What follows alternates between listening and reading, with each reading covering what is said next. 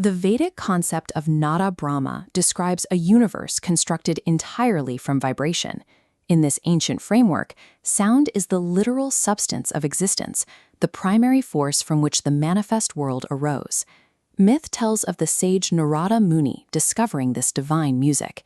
After learning from the goddess Saraswati, he wandered the heavens with his veena, expressing the joy of a cosmos that hummed with song.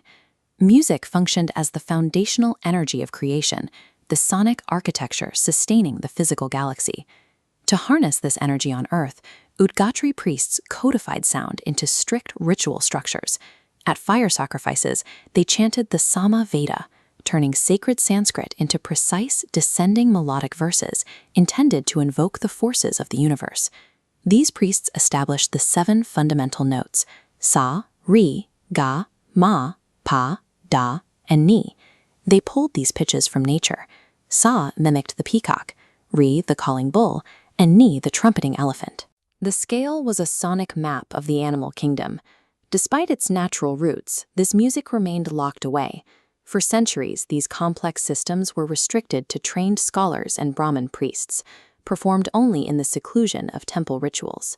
While the science of sound was mastered, it existed in total isolation from the common people. By the 13th century, this scholarly control intensified in the Yadava court. A royal accountant and scholar named Sarangadeva set out to organize the sprawling world of music once and for all. His monumental work, the Sangita Ratnakara, divided performance into 3 specific pillars: vocal music, instrumental music, and dance. This text became the absolute authority, imposing rigid rules on microtones, tuning, and movement. It turned music into a highly complex, mathematically precise science.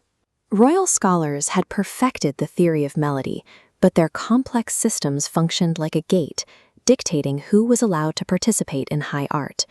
Outside the courts, a different movement was taking hold. On the riverbanks and in the markets, the Bhakti movement began to use music as a tool for social subversion. In Benares, the weaver Kabir used rebellious songs to eject elite rituals. He described Hindus and Muslims as pots of the same clay, using melody to promote harmony between the 2 groups. In the north, Mirabai abandoned her wealthy palace life. She chose to sing in public spaces, expressing a passionate, personal devotion to Lord Krishna that ignored the social expectations of her noble status.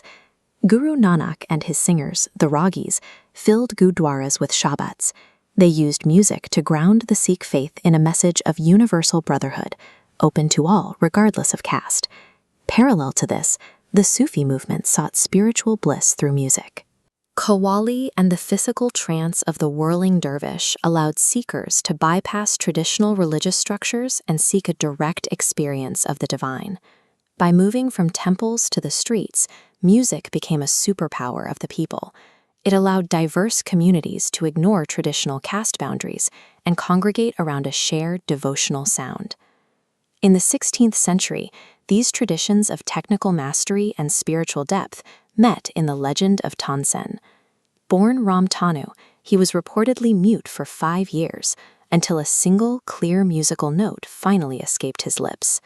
Tansen rose to become the most celebrated musician in the court of Emperor Akbar. He was named one of the Navaratnas, the 9 jewels of the Mughal Empire. Tansen mastered the ability to manipulate mood through sound. Legends claim that by singing the night raga Darbari Kannada, he could influence the atmosphere of the court itself. The myth reached its climax when he performed Mian Ki Malar. He sang with such accuracy that heavy storm clouds gathered over the palace, allegedly summoning rain through the sheer power of his voice. While these stories are mythical, they reflect the historical reality. Tansen had reached a level of skill that proved the human voice could command the natural world. Today, these vocal traditions persist in modern concerts, sustained by the same ragas and training systems established centuries ago.